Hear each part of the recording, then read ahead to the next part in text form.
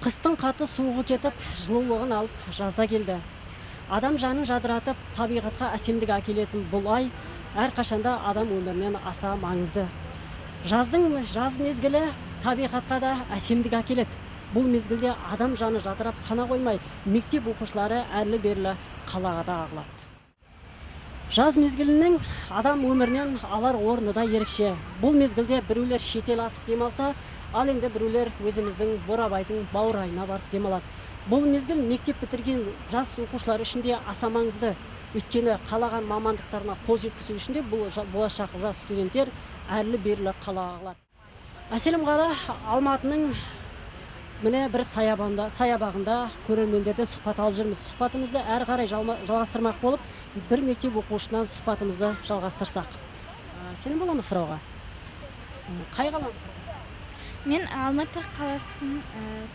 Алматы қаласы Жамбыл ауданы Қастек ауылынан келдім.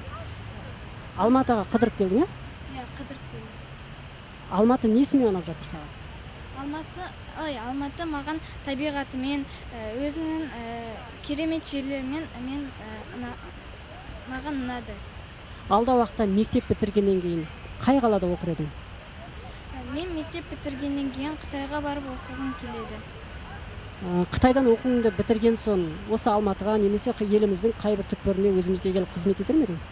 Иә, міндетті түрде. Мен осы Алматы қаласында қайтадан келіп жұмыс істер едім. Көргенде арманда, көрмегенде арманда. Алматының әсемдігі біреулерге арман әрине. Жай ғана теледидардан көргенше міне дәл осындай Алматымызға келіп, ат басын бұрып, әсем қала Алматымызды аралап көрсеңіз ғана болады.